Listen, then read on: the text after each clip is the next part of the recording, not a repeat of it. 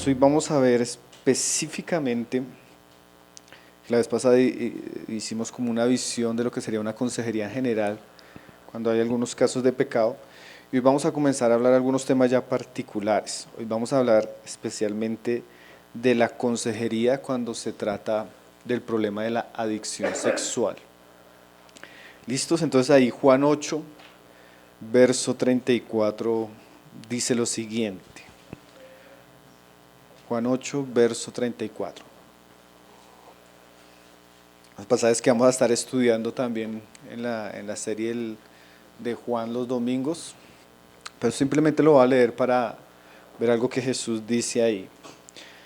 Dice: Jesús le respondió: de cierto os digo, que todo aquel que hace pecado, esclavo es del pecado.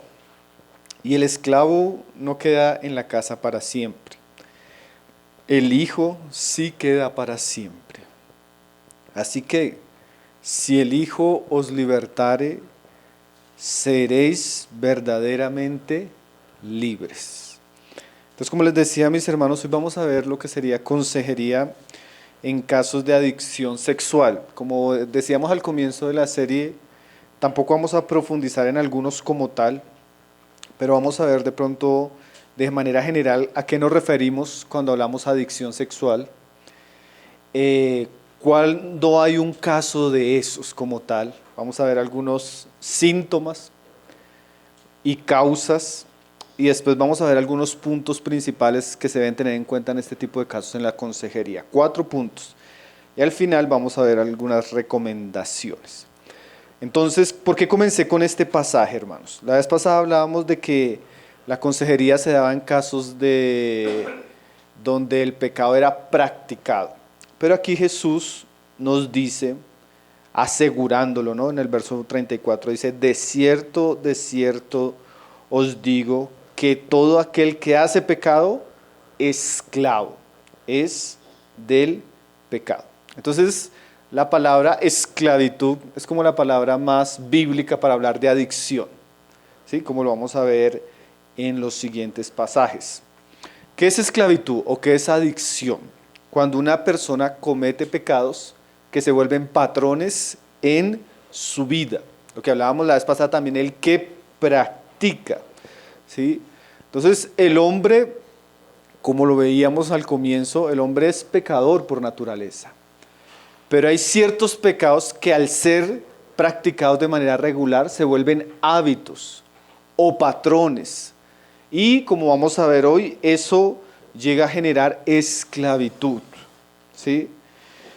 Y en teología hay 2 asuntos interesantes. Por un lado, cuando se habla de adicción o esclavitud, se habla de libertad, pero a la vez se habla de esclavitud. En el sentido de que nosotros somos libres para pecar. El problema es que esos pecados después se vuelven nuestros señores. Y allá no somos tan libres. Entonces hay una responsabilidad de la persona que peca, pero también hay una realidad en el pecado. El pecado generalmente genera esclavitud, ¿sí? Entonces, cuando nosotros usemos el término adicción, lo usamos bajo esta verdad que Jesús está diciendo: la esclavitud a ciertos tipos de pecados, ¿sí? Cuando hablamos de esclavitud o adicción, ¿a qué nos referimos? Nos referimos que hay pecados que con el tiempo, como Jesús dice acá, tienden a dominarnos, ¿sí? Tienden a enseñorearse de nosotros, tienden a ser como una especie de esclavitud espiritual. Hay otro pasaje ahí en Romanos 6, verso 16, donde Pablo viene hablando de algo parecido. Dice Romanos 6, verso 16: ¿no sabéis que si os sometéis a alguien como esclavos para obedecerle, sois esclavos de aquel a quien obedecéis, sea del pecado para muerte, o sea de la obediencia para justicia? Entonces Pablo mantiene la misma idea. Una vez el hombre se somete a alguien como esclavo para obedecerle, y Pablo también viene hablando del pecado, dice: sois esclavos de aquel a quien obedecéis. Entonces una vez el hombre comienza a someterse a ciertos pecados, a practicar ciertos pecados, el hombre está entrando en un estado de esclavitud en esos pecados, ¿sí? Y esos pecados tienen un resultado, como dice ahí Pablo, sea del pecado para muerte o sea de la obediencia para justicia. Entonces, cuando hablamos de adicciones, y es una palabra que pronto vamos a usar en varios temas que vamos a tratar de consejería, hablamos en ese estado de esclavitud en la que entra el hombre por cierto tipo de pecados. Hoy vamos a hablar de la esclavitud en el área sexual. Y la palabra que más se usa en el Nuevo Testamento para hablar de esto es la palabra fornicación, o en el griego la palabra porneia, ¿sí? Es una palabra que la Biblia usa para referirse a todo tipo de pecado sexual, toda práctica sexual ilícita, ¿sí? Ahí hay todo tipo, ¿sí? Yo le pedí al Señor que me ayudara a usar un lenguaje que diera para una reunión como esta, ¿sí? Porque también hay niños. Pero cuando hablamos de fornicación, hablamos de toda práctica sexual ilícita. Entonces, vamos a hablar, hermanos, cuando hay prácticas sexuales ilícitas que entran en la vida de una persona a generar esclavitud. Claro, la persona tiene una responsabilidad, porque al practicar o al someterse a ese tipo de pecados, entra en una situación, como lo dijo Jesús, como lo dice Pablo, de esclavitud. Ahora, Romanos 1:28, ustedes se van a dar cuenta, mis hermanos, que Pablo describiendo la generación griega, o la generación romana de aquellos días que tenía bastante influencia de los griegos, era una generación que le había dado la espalda a Dios. Y al darle la espalda a Dios, al caer en la idolatría, al volverse orgullosos en su manera de pensar y razonar, ellos fueron entregados a una serie de prácticas. Y la primera que aparece aquí, como lo vamos a ver en Romanos 1:28, es esta de la cual vamos a hablar ahí. Dice Romanos 1:28, y como ellos no aprobaron tener en cuenta a Dios, Dios los entregó una mente reprobada para hacer cosas que no convienen. Y mira esta frase siguiente, dice, estando atestados de toda injusticia, fornicación y perversidad, y etcétera, etcétera. Entonces Pablo dice que cuando el hombre le dio la espalda a Dios, Dios lo entregó. Y lo entregó una serie de prácticas pecaminosas que Pablo va a describir en todo el capítulo. Pero la que primero aparece, hermanos, es la injusticia. O sea, dice atestados de toda injusticia, la palabra general. Pero la primera que aparece de cosas injustas en las que el hombre se encuentra atestado. ¿Usted sabe qué significa la palabra atestado? Sí, algo que está lleno hasta el borde, saturado, completo. Y una de las cosas en las que el hombre, al darle la espalda a Dios, Dios lo entrega, es a la fornicación. Y eso era algo que caracterizó la cultura romana y griega de los días de Pablo. Los romanos y los griegos se entregaron, así como decía alguien, sin titubear, a todo tipo de práctica de desviación sexual. ¿Sí? Fueron como, de alguna manera, abandonados a un tipo de vida perversa. ¿Sí? Entonces, la fornicación en la cultura de Pablo era uno de los pecados más comunes, más recurrentes, más visibles, ¿sí? Eso mostraba cómo esa sociedad, esa generación se había apartado de Dios. Pero no es diferente a nuestra generación, hermanos, ¿sí? Hay otro pasaje que lo estudiamos también en Efesios. Apenas estamos dando como el preámbulo a lo que queremos hablar hoy de qué es adicción sexual. Y vamos a ir a Efesios 4, verso 18 y verso 19. El pasaje lo estudiamos cuando estuvimos estudiando Efesios, y aquí se nos va a describir la conducta de los hombres sin Dios, del mundo, de los hombres que viven en pecado. Y dice Pablo, Efesios 4, verso 18, teniendo el entendimiento entenebrecidos, ajenos de la vida de Dios por la ignorancia que en ellos hay, por la dureza de su corazón, Ahí nos muestra Pablo que la gente sin Dios está con una mente entenebrecida, no tiene la vida de Dios y en su corazón hay ¿qué? Dureza. Los cuales, después que perdieron toda sensibilidad, se entregaron a la lascivia para cometer con avidez toda clase de impureza. Ese pasaje, hermano, cuando uno lo estudia, ustedes si se recuerdan cuando lo estudiamos, es un pasaje que cada palabra es bien profunda. Por ejemplo, esa dice, después que perdieron toda sensibilidad. Ahí la palabra sensibilidad habla de perder la vergüenza, ¿sí? Los hombres cuando se alejan de Dios, se endurecen, ellos llegan a un momento donde ellos pierden ese sentimiento de vergüenza que Dios había dejado en el hombre. Ese sentimiento de culpa, de pudor. Una vez el hombre se aleja de Dios, cada vez es más descarado en su pecado, ¿sí? Es más osado en su pecado. Ya no esconde su pecado, ¿sí?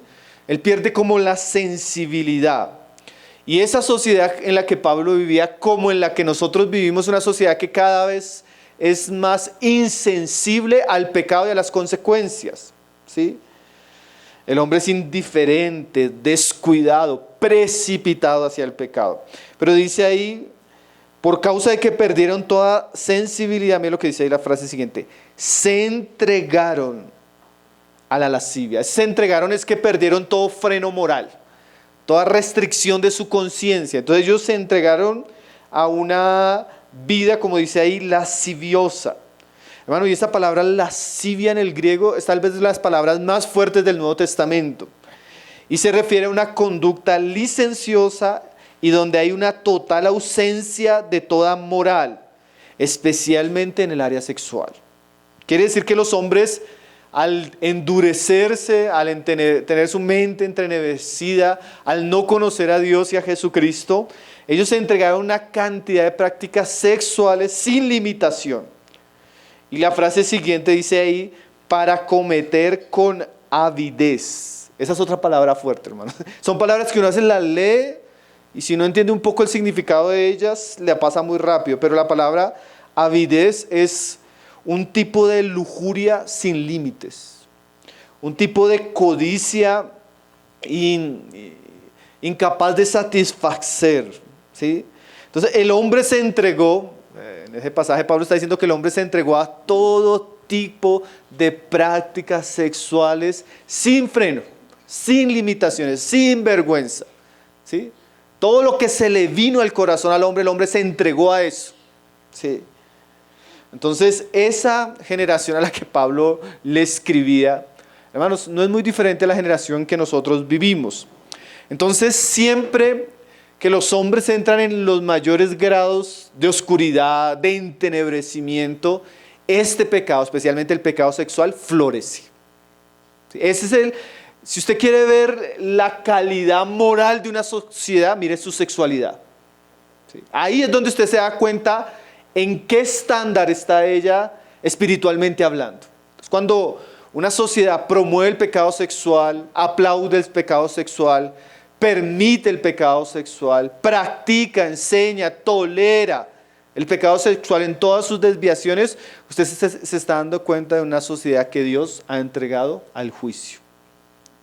Una sociedad que Dios ha entregado a sus propios deseos y deleites. Obviamente en la iglesia, como dice el verso siguiente, nosotros no debería ser así.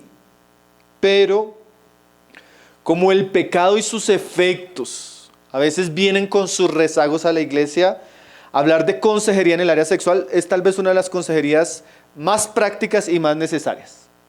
Yo digo que fuera de los asuntos de familia, este es uno de los asuntos que más sale en la consejería, ¿sí? Entonces por eso es importante que nosotros lo tratemos. Ahora, hermanos, por ejemplo, hay muchos estudios. Yo hice varios programas con Mónica hablando de varios temas y yo daba muchas estadísticas. Pero una estadística que estaba leyendo de un libro que se llama Cómo sanar las heridas de la adicción sexual de Mark Lasser. Él dice que en estadísticas en Estados Unidos, el 10% de los cristianos en Estados Unidos es adicto en algún área sexual. Entonces el hermano decía, si es una iglesia de 500 hermanos, posiblemente hay 50 hombres o mujeres ahí en esa iglesia que tienen algún problema de adicción sexual. Y hay encuestas peores porque se hacen encuestas sobre todo en el área de consumo de material en internet. Y se dice que 2 de cada 3 hombres en Estados Unidos son adictos a ese consumo de ese material. Entonces imagínense cómo la inmoralidad sexual ha llegado a un tal punto que es muy común también en la iglesia. Entonces, por eso hablar estos temas no es algo inoportuno, que no tiene lugar.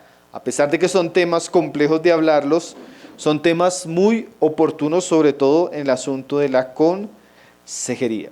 Entonces volvamos a Romanos 6, verso 16, habiendo visto un poco cómo este pecado, sobre todo los pecados sexuales, son tan comunes, tan recurrentes en una sociedad como la del tiempo de Pablo, como lo vamos a ver también en nuestros días. Entonces, ¿cómo se trata eso en la iglesia? ¿Cuándo surge eso en la iglesia? ¿Cómo podemos identificar? Y ahí es donde vamos a ver el segundo asunto. ¿Cómo sabemos cuando una persona está en esclavitud en esta área y cuándo no? Especialmente un cristiano. ¿Sí?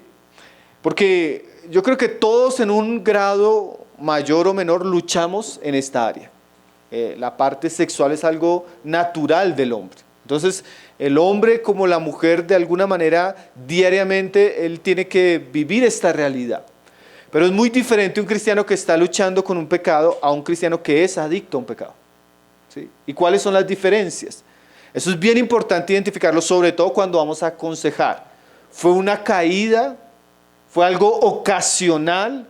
¿O realmente la persona está en una adicción y necesita un tratamiento de consejería o un proceso de restauración diferente? Leíamos tanto en Juan como en Romanos 6, verso 16, que se nos habla de esclavitud. Y Pablo dice lo siguiente: ¿no sabéis que si os sometéis a alguien como esclavos para obedecerle? Especialmente, hermanos, cuando hablamos de adicción o de esclavitud a un pecado, es cuando la persona pierde la voluntad sobre ese pecado. ¿Qué es lo que está diciendo Pablo ahí? Cuando la persona se somete para ser esclavo. ¿Qué era ser esclavo? Alguien que ya no tenía voluntad, sino estaba bajo el dominio y el señorío de otro. Hablamos de adicción o esclavitud cuando una persona, al practicar ese pecado, con el tiempo pierde la voluntad para ser libre en ese pecado. Quiere decir que queda esclavo o adicto. Quiere decir, en términos prácticos, que la persona no quiere hacerlo, pero termina haciéndolo. Quiere decir que tiene una historia de fracaso en esa área. No quiere ver y termina viendo. No quiere relacionarse con esa persona y termina haciéndolo. Se avergüenza, sufre, porque estamos hablando de un cristiano. Siente impotencia ante el asunto, pero no puede dejar de hacerlo, porque es esclavo. A diferencia, porque hay pecados sexuales que pueden ser un descuido, ¿sí? Un desliz. Pero cuando hablamos de adicción, no es un descuido. Es una historia. Es un recurrente. Es una práctica. Vergonzosa, porque para el cristiano el pecado es vergonzoso.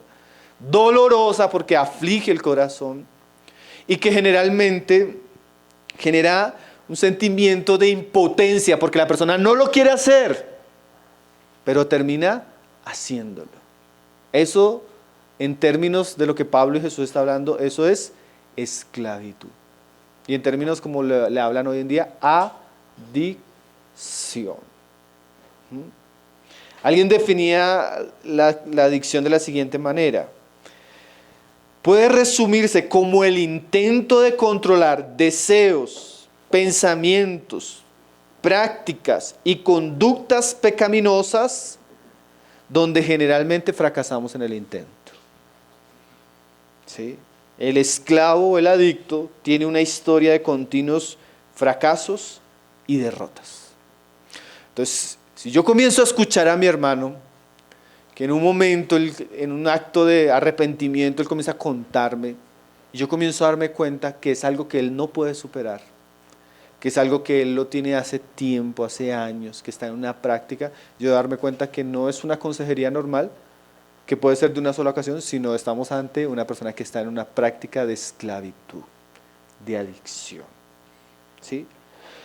Ahora, eso es muy evidente, hermanos. Como alguien decía, hay síntomas, como una enfermedad. Cuando usted tiene una enfermedad, la enfermedad produce síntomas.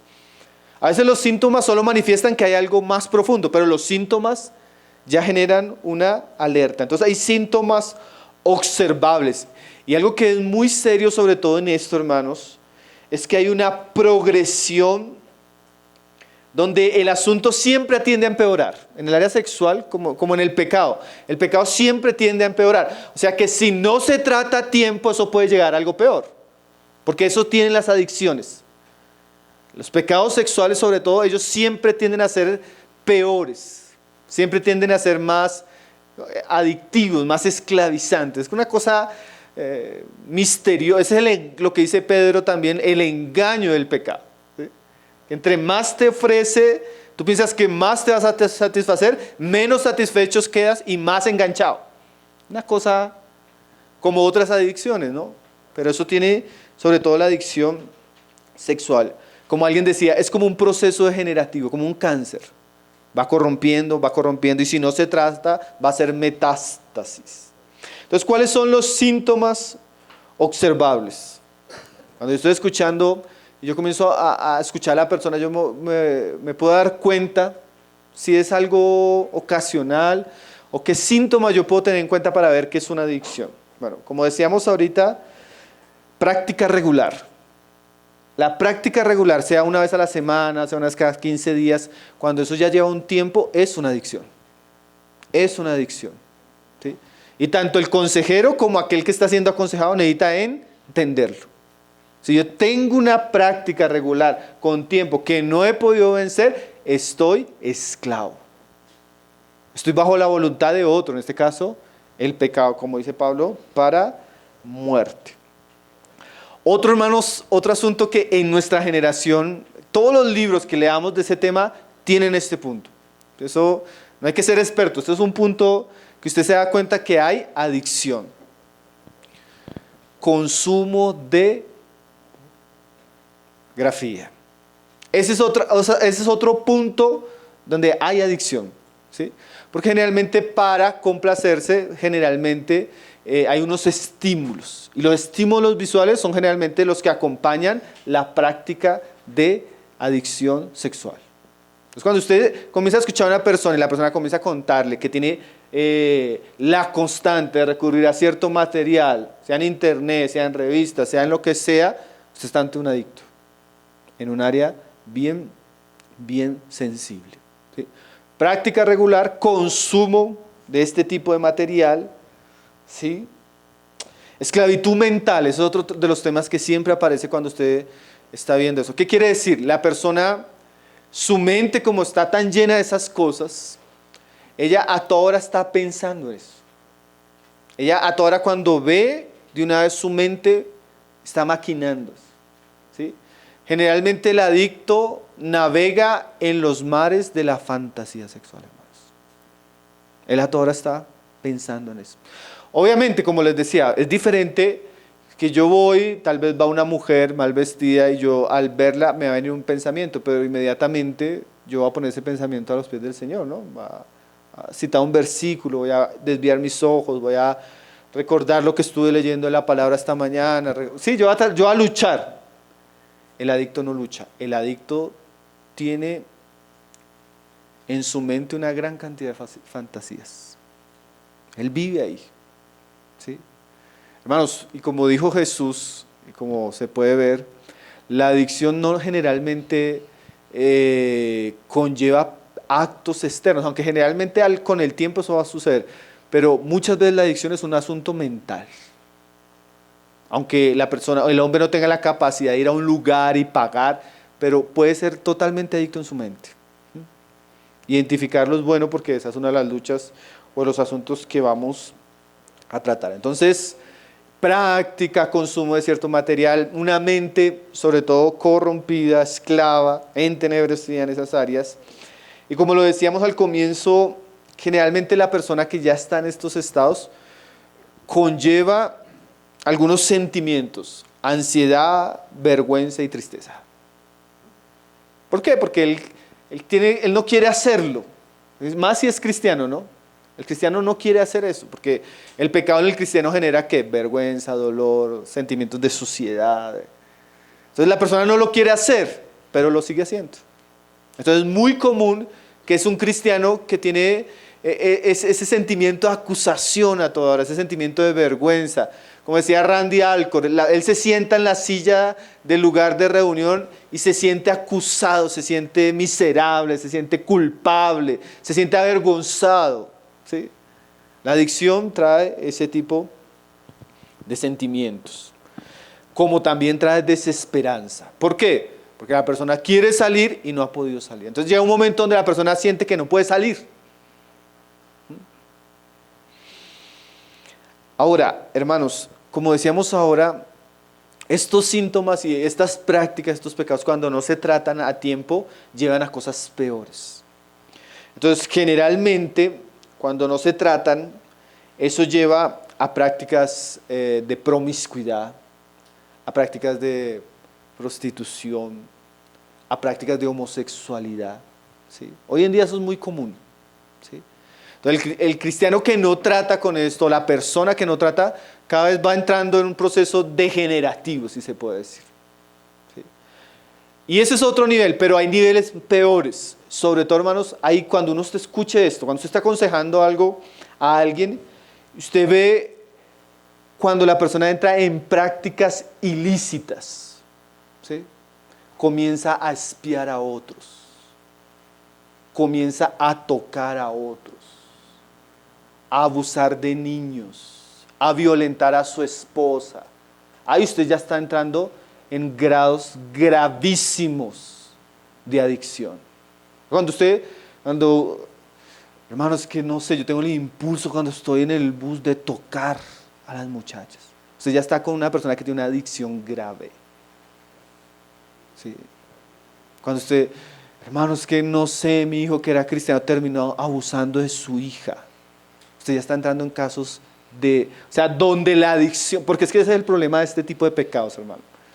Tiende a agudizarse, entonces, cuando eso no se trata, eso lleva a cosas peores. Entonces, esos son síntomas. Cuando usted escucha a ese tipo, que ya la persona cae en una práctica delictiva, ¿sí? Ya una práctica que hasta la ley, hermano, hasta ya para la ley eso es un crimen.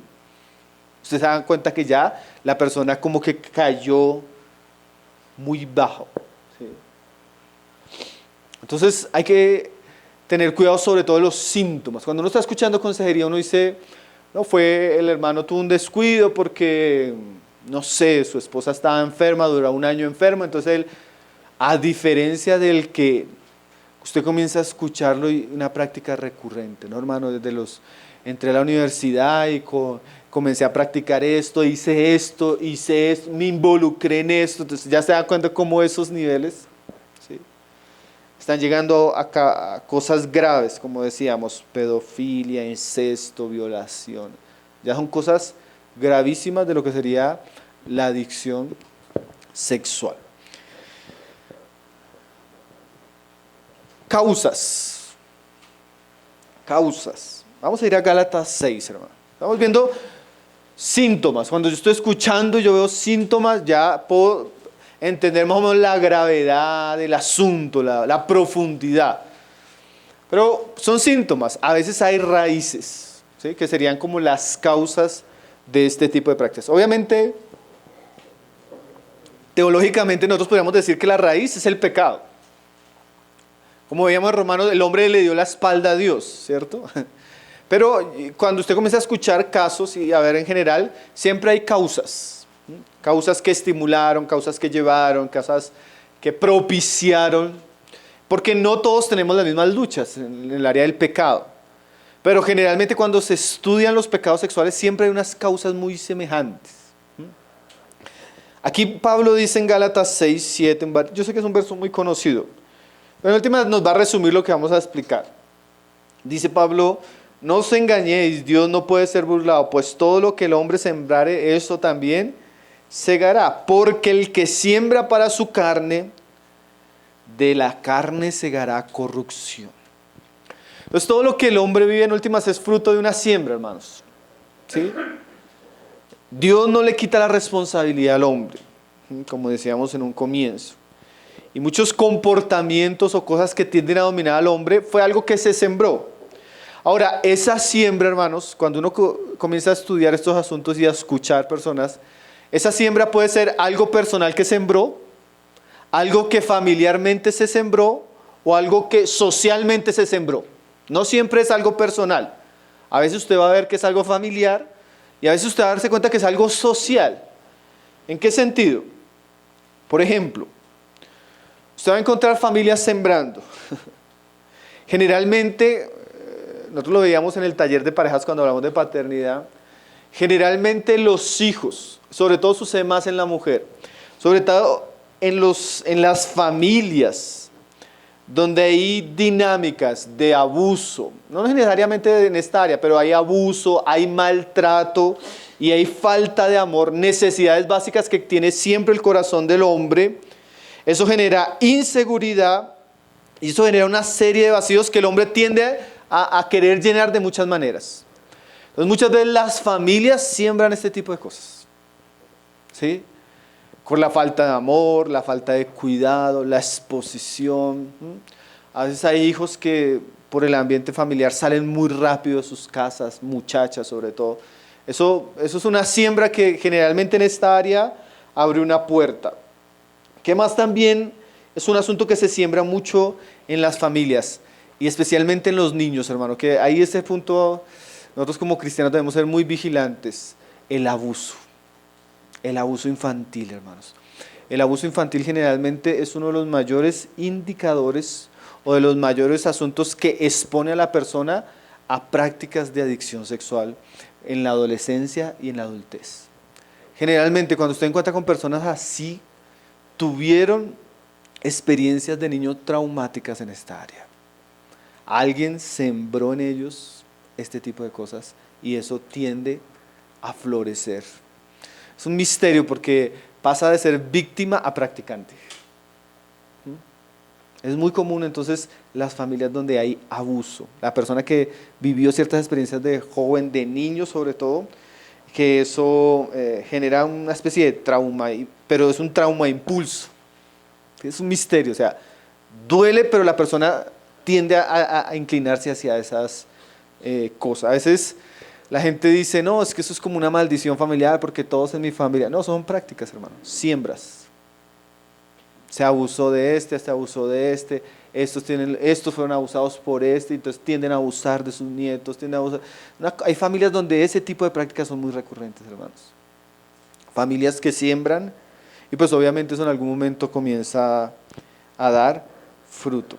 Pero no solo en familias, como les decía, hermanos, la sociedad en el área sexual afecta mucho a las personas, sobre todo porque a veces la sociedad tiene como una especie de paradigmas en todo. La sociedad tiene una manera de pensar. Eso es lo que Pablo llama los rudimentos del mundo, ¿sí? Las enseñanzas del mundo. Entonces, cuando una sociedad, por ejemplo, como la romana, comenzó a normalizar la homosexualidad, era muy común que se practicara. Porque lo que creen las personas, lo que enseñan las personas, afecta a nuestros comportamientos. Entonces, cuando una sociedad siembra pensamientos de inmoralidad, es muy común que esa generación florezca en esa área. Por eso usted se da cuenta que hoy en día los índices de homosexualismo en nuestra generación son, ¿por qué? Porque unos 20 o 10 años atrás comenzó a haber mucha publicidad, mucha televisión, mucha serie, mucha música, mucha clase en el colegio, donde comenzó a normalizarse. Y eso también, hermanos, es una siembra. Y yo creo que como iglesia, hermanos, nosotros tenemos que estar cada vez más entendidos en estos asuntos, porque las cosechas que se ven. ¿Usted no ha ido a un centro comercial hoy en día?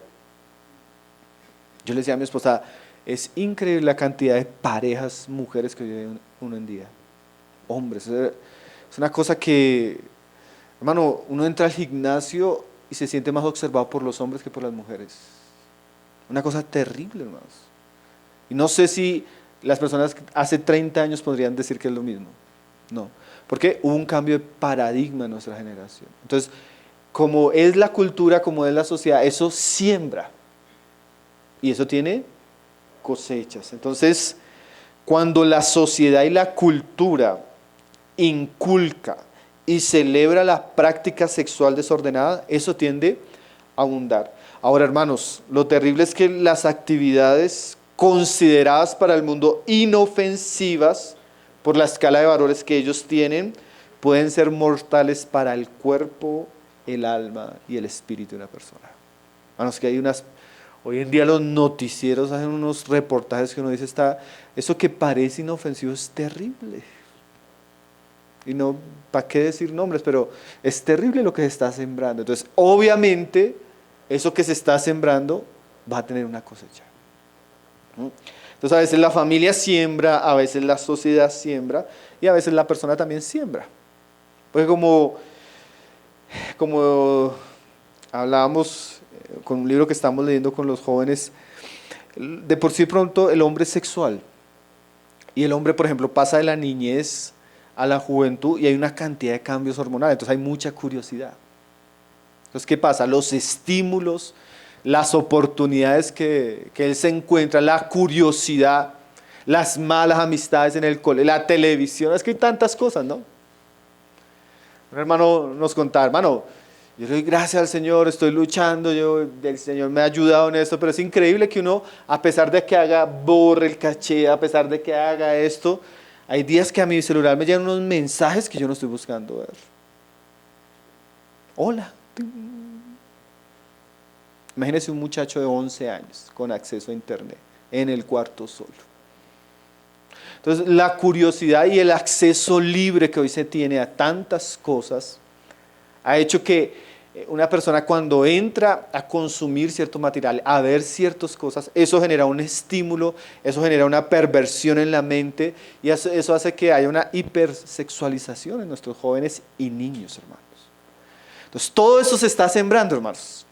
Entonces, las causas pueden ser muchas, variadas. El problema es que los resultados son terribles.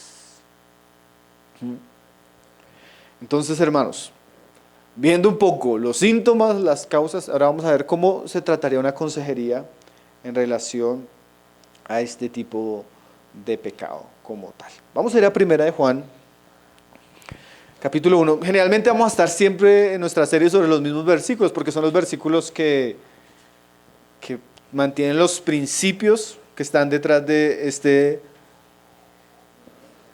asunto. Entonces, mis hermanos, como decíamos inicialmente, sobre todo en este tipo de pecados, hermanos, la consejería es un medio de gracia extraordinario. Extraordinario. ¿Por qué? Porque generalmente la persona que está luchando con este tipo de pecados, generalmente ella tiene una doble vida. ¿Sí? Ella tiene una vida, usted lo ve, es el esposo ejemplar, profesional, estudiado, padre. Usted lo ve, es el hermano que está sirviendo en la alabanza. Usted lo ve o usted la ve. Y generalmente como son pecados ocultos, no es como la droga, que usted se lo fuma y llega con los ojos rojos.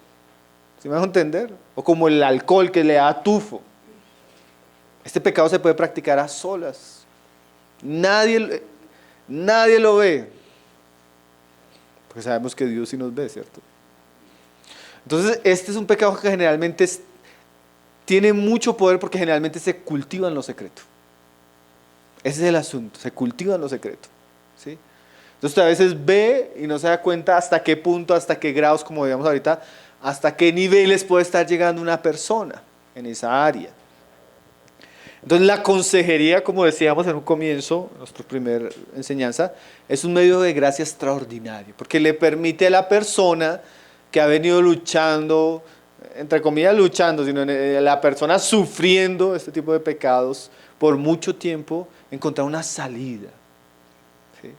Consejería en ese sentido, para las personas que tienen esta lucha, es una salida, hermanos. Es un medio de gracia extraordinario que Jesús dio para ayudar a la persona a encontrar perdón, salida, restauración, limpieza. Y el ambiente de la iglesia es el ambiente ideal para ese tipo de restauración. Porque mire lo que dice el versículo, yo lo quiero leer completo, porque hay una cantidad de ingredientes ahí bien importantes que nos muestran cómo la iglesia es el lugar ideal donde Cristo manifiesta su luz, donde la sangre de Jesús limpia, donde hay confesión, donde hay perdón, donde hay restauración. Dice ahí en 1 Juan 1:6, si decimos que no tenemos comunión con Él y andamos en tinieblas, mentimos y no practicamos la verdad. O sea, primero que Juan está diciendo es que Dios, como Él es luz, al tener nosotros comunión con Él, Él va a destapar todo lo oscuro en nosotros, ¿cierto?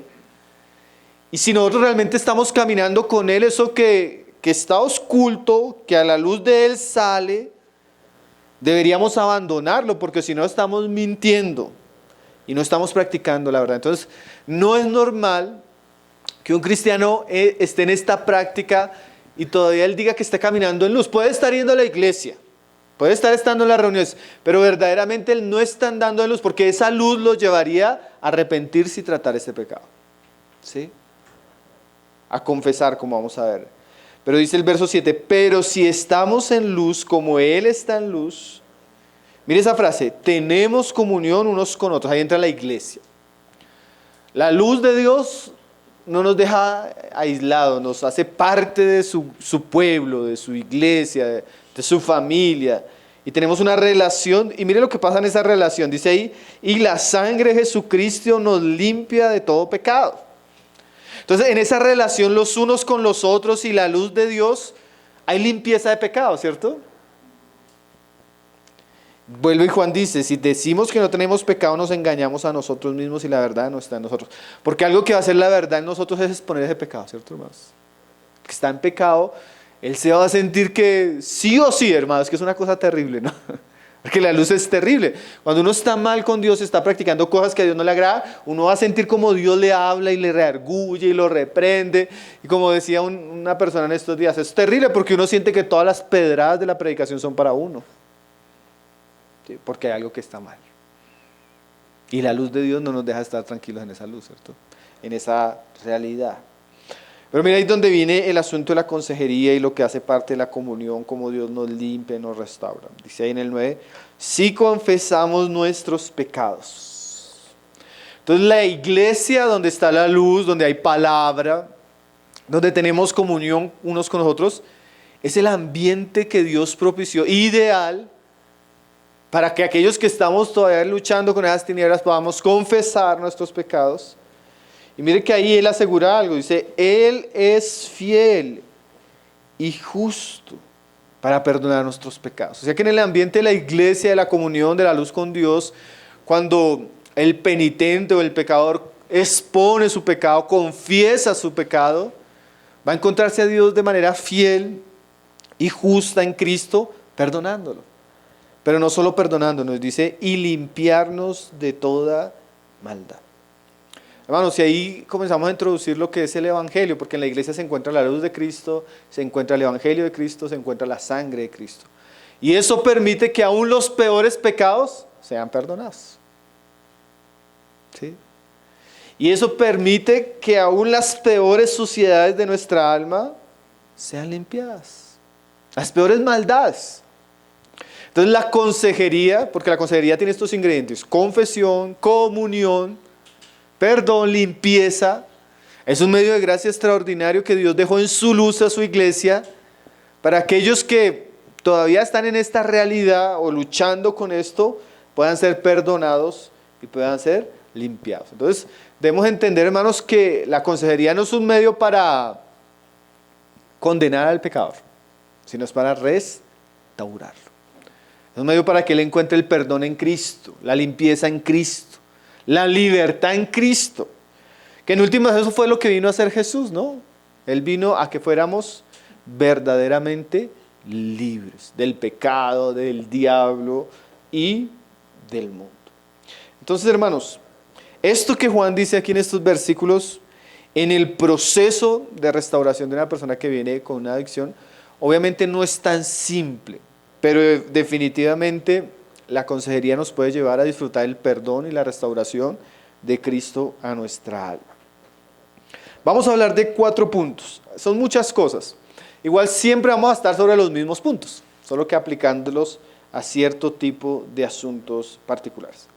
Vamos a hablar primero de que la consejería en relación a este tipo de pecados nos debe llevar primero a que la persona asuma su responsabilidad. Eso es parte de la confesión.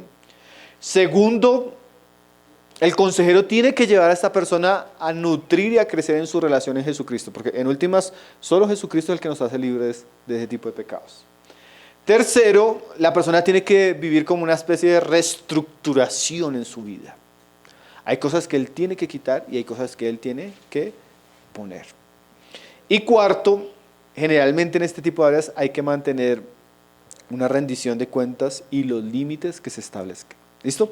Vamos a ver esos 4 puntos con más detalle. Primero, como decía, en este asunto es muy común y es muy importante, sobre todo, que la persona asuma su responsabilidad. El pasaje que leímos, si usted se da cuenta, en el verso 9 dice ahí: si confesamos nuestros pecados, Él es fiel y justo para perdonar, ¿qué? Nuestras. Yo resalto esa palabra, nuestros, ¿sí? Porque la persona, de alguna manera, tiene que confesar, sacar a la luz el pecado, porque, como les decía, hermanos, no más el hecho de la consejería. Yo en los hermanos con los que he hablado, en los hermanos que hemos aconsejado, generalmente, hermanos, ya cuando la persona llega a la consejería, ya es un gran avance, sobre todo en este tipo de pecados, porque como les decía, como esto prospera en el secreto, una vez se saca a la luz, el pecado pierde una fuerza incalculable. Personas que llevaban años, que no podían, una vez comienzan a confesarlo y a tratarlo, el asunto deja de ser un Goliat imposible, ¿sí? Entonces, la confesión, hermanos, el reconocimiento de la comunicación sincera de que, hermanos, que estoy haciendo esto, estoy metido en esto, he hecho esto, caí en esto, ¿sí? Ya eso comienza a traer, por lo menos generalmente el pecador comienza a pecar y él va cargando una maleta, una acusación, que eso lo vuelve muy miserable en su vida. Y una vez él confiesa, es como si él se quitara una maleta encima, ¿sí? Entonces, lo primero que debemos llevar a hacer es que la persona reconozca su pecado. Reconozca que está en una guerra y que la está perdiendo, como alguien decía, ¿sí? Reconozca que no ha sido capaz de superarlo. Porque lastimosamente el hombre y la mujer hay áreas en las que uno, a veces de manera personal, privada, Cristo le dio la gracia. Pero generalmente, como decíamos la vez pasada, hay árboles que echaron raíces tan profundas que a veces la persona no va a poder. Entonces, la persona tiene que reconocer que no pudo, que necesita ayuda, ¿sí? Como Pablo, yo no sé, ese lenguaje de Romanos 7 es muy interesante, porque Pablo dice: miserable de mí, ¿quién me libra? O sea, Pablo llegó a un punto donde se vio que no podía, que está en una situación de miseria, que aunque quería hacer lo bueno no podía. Entonces, el reconocimiento del pecado y la confesión es una primera parte y es una parte importante.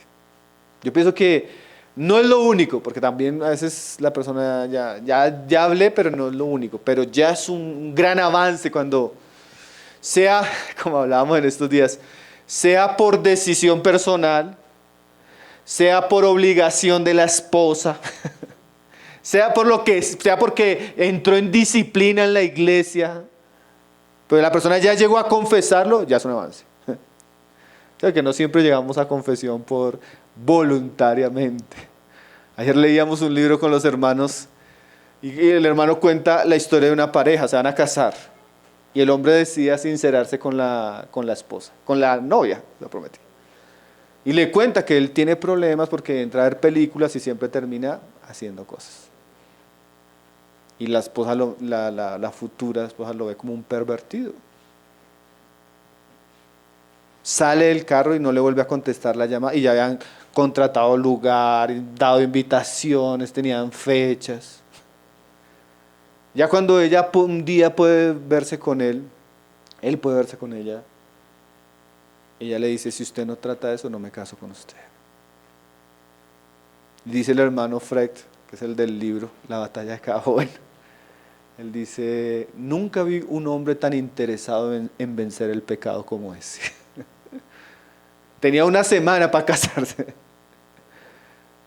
Entonces a veces llegamos a ese punto de la confesión, no por presión de nuestra esposa, porque nos descubrieron en la iglesia, entramos en un proceso de disciplina, porque, o a veces sí, ya sinceramente yo quiero, me cansé del pecado, me cansé de la vergüenza, me cansé de lo que está haciendo eso en mi vida y quiero realmente luchar, entonces voy a confesar. Entonces la confesión, hermanos, es la primera parte que debemos tener en lo que decíamos en la reunión pasada, recuérdenlo, siempre vamos a estar trabajando sobre los mismos principios. No hay que justificar el pecado, aunque sí es bueno en la confesión saber qué raíces tiene. ¿Qué raíces tiene? Recuerdo un caso de una hermana, nos decía, hermano, es que yo tuve una experiencia de niña que me impactó. De ahí en adelante yo no tuve límites. ¿Cuánto hombre me encontraba? Si usted me pregunta con cuántos hombres, yo no le puedo decir un número. La raíz fue esa experiencia de niña. La confesión a veces también libra, permite a la persona desahogarse de esa situación, confesar lo que vivió, ¿sí? Que fue la raíz de lo que lo llevó a eso. Primero, entonces, la confesión, hermanos. La confesión es muy libertadora en el Señor. La confesión saca a la luz el pecado y nos puede traer los medios de gracia. Y siempre recordemos el Evangelio cuando estemos escuchando una confesión. Eso es bueno tanto para el que confiesa como para el consejero. Recuerde el Evangelio. Yo hablaba con un hombre que me está diciendo, no, es que usted no sabe lo que yo he hecho esto, yo le he hecho esto, he hecho esto. Y yo después de escucharlo le dije, mire, yo quiero hacerle un dibujo acá. Esto que usted ha hecho es esto, es esto, es esto, es esto, es esto, es esto. Pero piense que detrás de todo esto hay una cruz ensangrentada y que alguien murió por todo eso. ¿Sí? Cristo murió por todo eso. Recuerde el Evangelio. ¿Sí? Y es bueno para él y es bueno para mí porque, ¿se acuerdan lo que decíamos la vez pasada? A veces tenemos una sensación de que creernos buenos también nosotros que estamos escuchando. Pero en últimas, no deberíamos escandalizarnos si conocemos la malignidad del pecado en el hombre, ¿no? En otros y en nosotros. Entonces, cuando escuchemos eso, pues recordemos el Evangelio, hermanos. Cristo vino a morir por eso. Cristo vino a limpiarnos de eso. Y como decíamos la vez pasada, si no fuera por la gracia de Cristo, nosotros tenemos la capacidad, el potencial para hacer eso y cosas peores. Primero, entonces, la confesión. La confesión. Lo segundo, hermanos, vamos a leer Juan 15, verso 4. Que aquí el consejero tiene que ser muy intencional, sobre todo, porque como es una consejería cristiana, ¿a dónde debemos llevar a las personas? ¿Sí? Parece obvio, ¿no? Pero es muy importante. La consejería cristiana debe llevar a la persona a Cristo, a conocerle, a entender su palabra, a tener comunión con Él. De ahí en adelante todo el proceso de lo que hablábamos la vez pasada del trato con el pecado que se aplica a todos estos casos, se basa sobre todo, hermanos, en que la persona cultive una relación íntima con Jesús. Porque Jesús dijo acá, que es el asunto de la vid verdadera, donde Jesús dice, permaneced en mí y yo en vosotros, como el pámpano no puede llevar fruto por sí mismo si no permanece en la vid, así también vosotros si no permanecéis en mí. Entonces, ¿qué quiere decir esto, hermanos? Nosotros como consejeros necesitamos guiar, ayudar a la persona que está confesando y buscando libertad, perdón, a ir a Cristo. Pero no solo a ir a Cristo en ese momento, en el sentido de que entienda el Evangelio, aunque obviamente tenemos que hacer eso para que la persona pueda tener algún tipo de esperanza en medio de lo que está viviendo, sino ir a Cristo en el sentido de que la consejería, casi en todos los casos, tiene que tener como propósito que la persona tenga una relación. ¿Sí? Lo que dice aquí Jesús, permanezca en Cristo. ¿Sí? La persona tiene que cultivar una vida de devoción, de permanencia, de intimidad con el Señor, porque en últimas eso es lo que va a permitir que ella pueda dar fruto. Fruto de santificación, fruto de madurez, fruto de libertad. ¿Sí? Entonces siempre debemos dirigir a la persona a Cristo y a que fortalezca su relación con Él. Obviamente estamos pensando que es una persona cristiana, ¿no? Esa relación tiene dos aspectos. El Evangelio de Juan lo va a decir. Por ejemplo, donde comenzamos ahí en Juan 8, el Señor le dice a los que habían creído en Él cómo permanecían en Él. Juan 8:31. Dice, y especialmente les está hablando de esto. Dijo entonces Jesús a los judíos que habían creído en Él: si vosotros permanecéis en mi palabra. Esa es importante. Permanecer en Cristo es permanecer en su palabra, hermanos. Dice ahí: seréis verdaderamente mis discípulos y conoceréis la verdad y la verdad os hará libres. Entonces la consejería, ¿qué tiene como objetivo? Llevar la persona a permanecer en Cristo. Y llevarla a permanecer en Cristo en términos prácticos es llevarla a permanecer en su palabra. ¿Por qué? Porque la palabra, como dice ahí, es la que hace de la persona un verdadero seguidor, un verdadero discípulo. Y al ser un verdadero discípulo permaneciendo en la palabra, esa persona va a conocer la verdad. Y la verdad es la que trae, ¿qué? Libertad. Entonces, cuando yo estoy aconsejando, yo debo ser sincero con la persona que tal vez su problema o al punto al que él ha llegado como cristiano es porque no tiene una verdadera relación con Cristo. Que generalmente esa verdadera relación se manifiesta en una buena relación con la palabra de Cristo.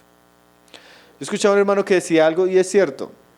Generalmente un cristiano que desarrolla una práctica de permanencia con Cristo, o sea, con su palabra, que vive en su palabra, que ama su palabra, que medita en su palabra, es un cristiano que generalmente no tiene este tipo de problemas. Entonces, muchas veces lo que nos va a salvar de eso que hemos estado viviendo por tiempos es conocer la verdad. Y para conocer la verdad, tengo que permanecer en la verdad. Entonces, hay que serle sincero a la persona. Si tú quieres ser libre de esto, tú tienes que tener una relación con Cristo. Y esa relación no existe fuera de la palabra. Tienes que leerla, tienes que meditarla, tienes que escucharla. Vas a tener que leer libros que hablen de la verdad de la palabra en relación a sus problemas que estás teniendo. ¿Sí? Y esa permanencia, como decíamos la vez pasada, generalmente la consejería nos lleva a un proceso de santificación progresivo, ¿cierto? Y esa santificación incluye, pues, obviamente, renovación de la mente.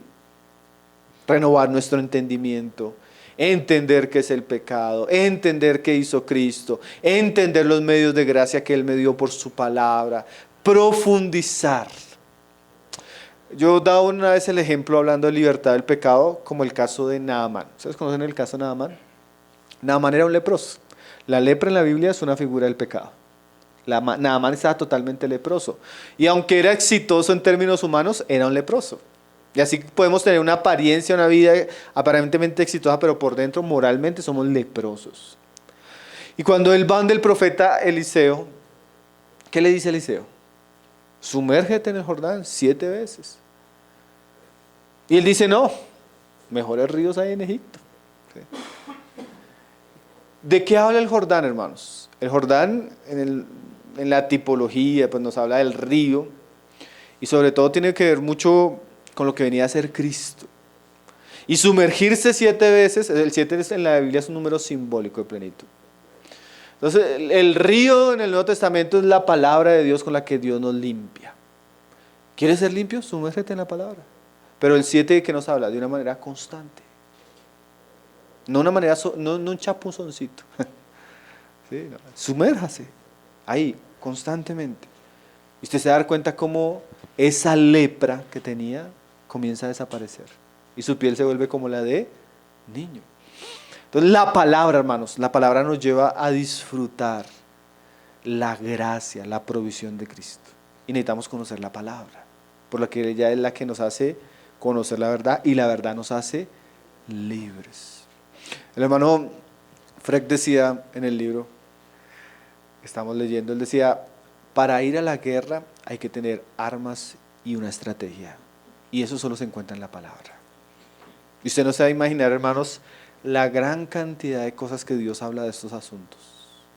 y cómo ellos nos pueden equipar, ayudar, guiar para vencer eso. Entonces, en la consejería necesitamos dirigir el corazón de la persona, sobre todo a crecer en la palabra, porque en esa medida él va a crecer en Cristo. ¿Y qué otra es la manera como perseveramos en Cristo, permanecemos en Él?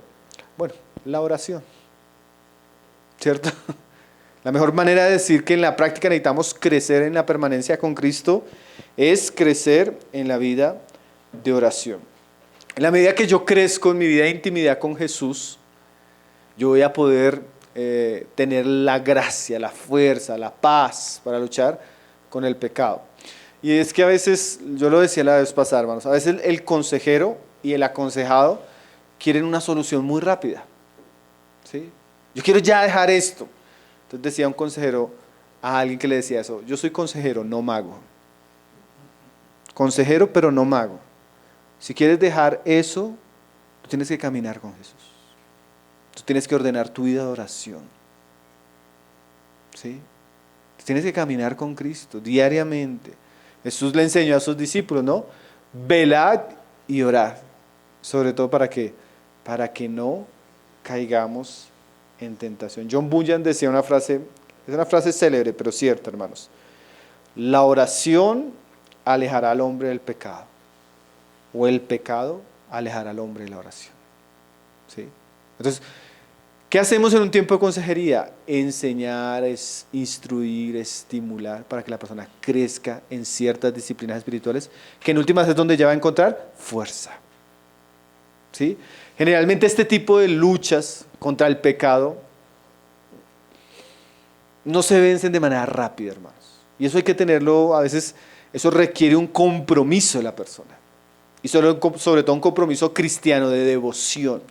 Y cuando digo oración, no es que usted le diga a la persona, bueno, va a orar y va a ayunar estos 2 días por ese pecado.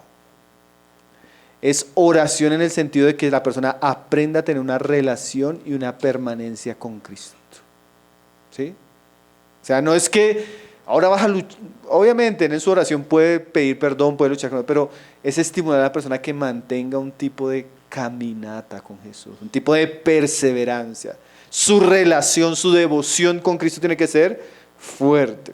Entonces, lo primero, confesión, y lo segundo, la persona tiene que restablecer su intimidad con Cristo a través de la palabra y a través de la oración. ¿Por qué? Porque ahí él va a encontrar a Cristo y los medios de gracia que él necesita para vencer el pecado. Ahora, el tercer asunto que lo veíamos la vez pasada, y yo decía, lo mencionaba al comienzo, la persona tiene que reestructurar su vida con 2 asuntos. Uno se llama arrepentimiento. Vamos a ir a Mateo 5, verso 27, mis hermanos. Cuando hablamos de que la persona tiene que reestructurar su vida, ¿qué quiere decir? En pocas palabras, si la persona sigue haciendo lo mismo, no va a tener resultados diferentes, ¿no? Entonces, el arrepentimiento es un cambio de vida, un cambio de pensamiento que nos lleva a un cambio de vida. Y sobre todo, en aquellos asuntos donde nuestro estilo de vida es pecaminoso. Aquí Jesús nos da un ejemplo de lo que sería un verdadero arrepentimiento cuando se trata del pecado en esta área. Dice ahí: oísteis que fue dicho, Mateo 5:27, yo sé que los hermanos lo conocen, ¿no? No cometerás adulterio, pero yo os digo que cualquiera que mira a una mujer para codiciarla ya adulteró con ella en su corazón. Por tanto, si tu ojo derecho te es ocasión de caer, sácalo y échalo de ti, pues es mejor que se te pierda uno de tus miembros y no que tu cuerpo sea echado al infierno. Entonces ahora la persona, a través de la guía del consejero, y el consejero debe ser muy sabio en eso, tiene que ayudarlo a tomar medidas necesarias de arrepentimiento o frutos de arrepentimiento. Aquí Jesús dice que si es el ojo, sáquelo. Si es la mano, córtelo. Obviamente Jesús no está hablando de la literalidad del asunto. Lo que sí está haciendo el Señor Jesús es usando una figura de lenguaje para mostrarnos lo drástico que deberíamos ser con el pecado. Si hay áreas, asuntos que son una tentación, inevitablemente yo voy a tener que cortar, inevitablemente yo voy a tener que sacar. Como hablaba una vez con un hombre, Definitivamente, y ya después de escucharlo 2, 3 veces, definitivamente no puede tener internet, hermano. No puede. Hágase un bien, no tenga celular. Pero ¿cómo? Hermano, hay gente que ha vivido sin celular. Yo conozco hermanos que no tienen celular. Si eso es una fuente de tentación, córtela. ¿Sí? Entonces el consejero debe llevar a ver a la persona qué es tentación para él. Puede ser lugares, puede ser personas, puede ser situaciones que exponen a la persona al pecado, que lo hacen parte de esa vida secreta, hace parte de esa vida oculta. Y si la persona no está suficientemente comprometida con el arrepentimiento, difícilmente va a salir de eso. Ahorita que estaba viniendo para acá, me acordé una vez que estoy hablando con un hermano. Él ahorita es un anciano de una iglesia en otro país. Él me contó, hermano, yo me casé, estudié y el Señor me dio un muy buen trabajo. Yo trabajaba para una multinacional, entonces viajaba a toda hora. Entonces él era un ingeniero y hacía asesorías en muchas partes del país. Un país grande, Brasil es un país muy grande, hermanos. Entonces él me decía, hermano, yo fácilmente podía pasar 3, 4 meses fuera de la ciudad. Sin ver a mi esposa, sin ver a mi hija, viajando, una lucha tremenda porque me dificultaba reunirme. ¿Y qué sucedía, hermano? Yo no podía entrar a un hotel. Porque inmediatamente yo entraba a un hotel, se me despertaba todo por dentro. De una vez ya no podía dormir, entonces terminaba viendo cosas y haciendo cosas. Pero miren el ejemplo, hermano, porque solo cuento el ejemplo para ver el córtalo, sácalo. Entonces le dije, entonces, ¿qué hizo, hermano? Le dije, no, hermano, ¿sabe que en un regreso de un viaje yo ya estaba hastiado? Hastiado de ese pecado, ya no, yo no quería seguir con eso. Le confesé a mi esposa. Y oramos, ella oró conmigo, oramos, y yo tomé una decisión. ¿Cuál, hermano? Dejé el trabajo. Hermanos, en ese tiempo, él me decía, yo me ganaba como $2,000, $2,500 en ese tiempo. Cuando yo lo conocí, hermano, tenía el trabajo de una persona que no era profesional. Y le dije, hermano, no se arrepiente, porque cuando yo lo conocí pasaban luchas económicas. Me decía, no, hermano, yo aquí estoy contento, estoy con mi esposa, estoy ayudando en la crianza de mi hija, estoy limpio y estoy sirviendo en la iglesia. No me importa lo que perdí. Mira ese ejemplo, hermanos, tremendo, ¿no? Es ese ejemplo de córtalo. A veces se corta es todos los contactos de ese pasado, esas redes sociales que me llevan a eso, esos lugares, esa amistad, esa relación que siempre me llevaba a eso, ¿sí? Eso es reestructurar nuestra vida, quiere decir que yo tengo que tomar las medidas necesarias. Esos son frutos dignos de arrepentimiento. Como dice Jesús ahí, sácalo, córtalo, ¿sí? Porque a veces la persona quiere vencer el pecado sin tomar medidas. Y a veces sí o sí hay que tomar medidas. La persona tiene que a veces ser en un sentido radical con aquello que lo inducía a pecar. Entonces el consejero tiene que llevarlo a redireccionar su vida, y ese redireccionar su vida es eliminar, cortar, apartarse, tratar con todo aquello que puede ser un asunto de tentación. Por un lado él debe alejarse y por otro lado él debe renovar su vida, especialmente su mente, hermanos. Aquí nosotros nos vamos a dar cuenta, y todo el material que nosotros leamos en relación a estos asuntos, usted se da cuenta que la batalla está en la mente. Entonces la persona no solo tiene que cortarlo de afuera, sino que tiene que comenzar a llenar su mente de cosas nuevas, como dice Filipenses, ¿no? Ahora por lo demás, en esto pensad. La persona ahora tiene que cambiar su manera de pensar, porque recuerdan que yo les hablaba de las fantasías, que es una de las características. La persona ahora tiene que renovar su mente, tiene que dejar de ver lo que contamina su mente y comenzar a llenarla de nueva información, la palabra, los libros, conferencias, películas cristianas. O sea, su mente tiene que pasar por un tiempo de renovación. Entonces él tiene que dejarlo, que lo lleva a eso, y renovar su mente. Y el cuarto y último punto, que lo veíamos la vez pasada, pero que en esto es bien importante, él tiene que rendir cuentas. Hay un pasaje en Efesios 5:21 también, que sobre todo, esto lo debe saber el consejero y el aconsejado, hermanos. La consejería, así la esté dando un hermano sencillo, una hermana sencilla. La consejería, en últimas, alcanza a ser un ejercicio espiritual. Y por ende, hermanos, si yo sinceramente estoy buscando que me ayuden, que me guíen, yo tengo que ver en mi consejero una autoridad espiritual. ¿Sí? Y yo tengo que estar dispuesto a sujetarme. ¿Sí? Porque Él me va a enseñar la palabra, Él me va a guiar, Él me va a exhortar, Él me va a aconsejar. Y eso es un ejercicio de autoridad espiritual. Y aquí Pablo dice, bueno, en medio de un contexto, pero en la consejería debe existir esto. Dice ahí 5:21, someteos unos a otros en el temor de Dios. Quiere decir que en últimas, cuando yo voy a pedir consejo en esta área, yo tengo que sujetarme al consejo. Si el consejero te está diciendo, necesitas cortar eso, en el temor a Dios deberías escuchar el consejo. ¿Me hago entender, hermanos? Es un ejercicio de autoridad. Dios lo está poniendo ahí para ayudarme, pero para eso yo necesito sujetarme al consejo, a la instrucción, a la exhortación.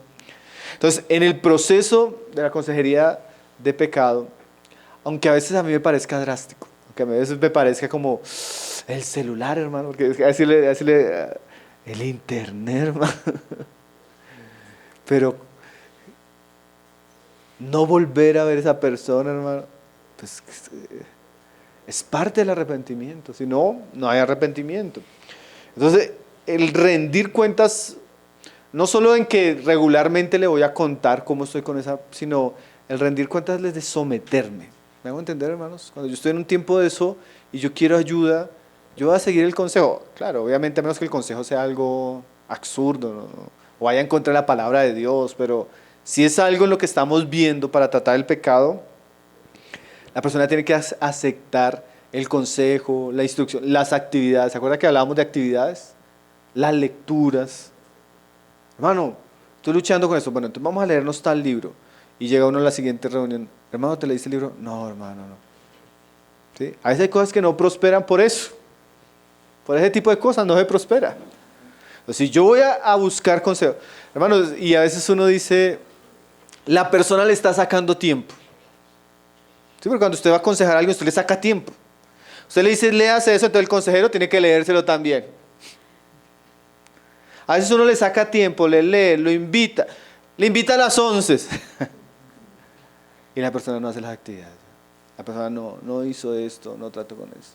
Entonces, generalmente el asunto que pasa, no prospera. Entonces, rendición de cuentas habla de que yo me sujeto, de que yo pongo todo mi interés y mi deseo por hacer claramente lo que se me está instruyendo. Rendición de cuentas también es importante, hermanos, que se deje establecido desde un comienzo que se le va a preguntar. ¿Sí? Porque usted no debería incomodarse.